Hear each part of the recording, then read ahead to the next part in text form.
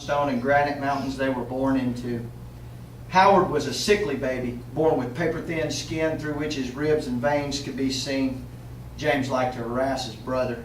Doctors have discovered that twins can be conceived at different times but born together, James informed Howard.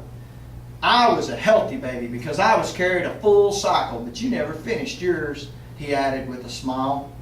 Howard got the last laugh, though, as he quickly caught up to and surpassed James in size. By the time they were teenagers, Howard stood almost a full head taller than James. The twins, their parents Jess and Mary Puckett, their older brother Alvin, who they called Dink, and an older sister named Alice lived in a 3-room house on 50 acres of a 300-plus acre family farm straddling Cove Creek. Jess Puckett was a broad-shouldered, square-jawed, clean-shaven man with fist-like iron and coal-black hair that he wore greased up and combed back like a New York gangster. He was as gentle as a lamb with Mary, but mean as a cornered rattler with those who crossed him. He cussed like a sailor, smoked like a chimney, and rarely showed affection towards his children. He'd give a whipping at the drop of a hat, yet he'd stop plowing a field to go and protect a crippled man who could not defend himself against bullies. Jess Puckett once beat a man from Burke's Garden nearly to death for picking on George Buchanan, a man crippled by polio. He bent the man backwards over a 55-gallon barrel and hit him like a jackhammer with fists of iron. Jess Puckett garnered respect out of fear. He would hurt you. He fought like he had nothing to lose, not even life itself, and that scared people. Farmers shot dogs that killed sheep in those days, but not Jess Puckett's dogs. They casually mentioned seeing his dogs kill and let him take care of it. Jess was a trader who dabbled in everything from pocket knives to game chickens. He kept food on the table, but would rather go bear hunting than work, so he didn't. He accepted the responsibilities of a wife and kids, but never gave up running with his buddies, and that prevented him from ever holding a steady job or getting ahead. He was a man who staked out hunting dogs by the river and warned his own family not to get too close, who hunted wild hogs, coons, bears, and even a coyote for days on end, fueled by his own homebrew. He was as different as night and day from the tender, jovial woman he married. Their children resembled a little of both. Her name was Mary Gillespie Puckett. She was a short, blonde-headed woman of German descent who never saw a night so dark that she could not see stars. She worked as hard as any man, yet the work never subdued her fun-loving spirit. Not even Jess's hunting buddies, some of which were scoundrels and stayed well into the night, clouded her day. "Mary, you either quit wearing that old dress with a hole in it or I'm going to rip it right off you one day," Mary's best friend Martha once told her. "Oh, no, you won't," Mary replied. "Wear it again and you'll see," Martha dared. "Well, I will. You'll see," Mary said tauntingly. At that, Martha tackled Mary at a full run. The two women hit the ground, rolling, dresses flying, giggling, grunting, laughing, and struggling with one another until Mary wore nothing but her underclothes. Even when she swung a hickory switch at their red, stinging legs, the twins knew she loved them. They were just getting what they deserved. Mary was the daughter of a Civil War cavalryman named James Gillespie, a monster of a man who most described as just plain mean.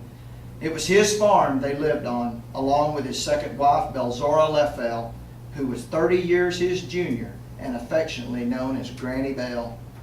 Everyone said Jess married up, a fact he never challenged. As rough as he was, you could see why she loved him. They were frozen in time by a black and white picture taken in 1928. They were dressed for town, Mary in her Sunday dress and coat, her hand on her hip and her hair neatly parted on the side and pulled back. Jess, with his black dress hat shading his eyes and waistcoat zipped halfway up, pistol-legged breeches tucked tightly into well-worn knee-high leather lace-up boots, and a half-smoked cigarette hanging out of his mouth like James Dean. She looks like she's about to speak, like she's about to say, "Go ahead, take a picture of me and my man." This is one of the countless events in their lives now that I'll read. I asked this old man to let me interview him, and I showed up, and he had 10 pages of stories written. And I don't mean stories written, I mean a bullet that was a story, 10 pages. And I said, I don't have enough digital audio here. I've got to go to Walmart. So I came back. We had over 30 hours now of these stories. This is one. They call them scenic byways and vistas today, snaky roads that traverse the Appalachian Mountains. Jess helped build them, if you call blowing up mountains building. He learned how to use dynamite to blow the rock away, which put a little money in his pocket when he needed it. He kept the dynamite, fuse cord, and blasting caps in the shed, and on late nights he'd tell stories about moving mountains. The boys woke to the sound of Jess sitting on the side of his bed, lacing up his knee-high leather boots. He neatly folded his wool trousers around his leg and slipped the boot on over them, blousing them. He then put his heavy wool shirt on, walked to the door, slicked his hair back with one stroke of his hand, and put his hat on. "Boys, get up. We've got work to do," he ordered. The outhouse had wintered in one spot. Spring had thawed the ground, and it was time to move it to a fresh location.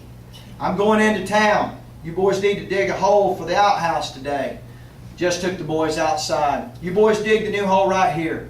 It needs to be 3 feet wide by 6 feet long, make it 2 feet deep. When I get back, we'll move it over to the new hole, use the dirt from this one to fill the old one. You boys know what I want now?" he asked. "Yes, sir," they replied. He wasn't convinced. So he drove stakes in the ground and ran string around them to mark the exact dimensions. "There, dig it right there," he said, and left for town. They used a shovel initially, but quickly hit rock that required a mattock and a pry bar to move. They dug and pried until they finally hit 2 huge boulders. They tried digging around them, but they were much too large to dig up. It was actually 2 rocks separated by a small crack. James had an idea.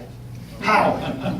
We could blow them rocks up," he said with all the confidence of a seasoned explosive expert. "You know how to do it?" Howard asked. "Well, I've listened to Daddy tell about using dynamite. I know how to put the blasting cap on it and run the wires.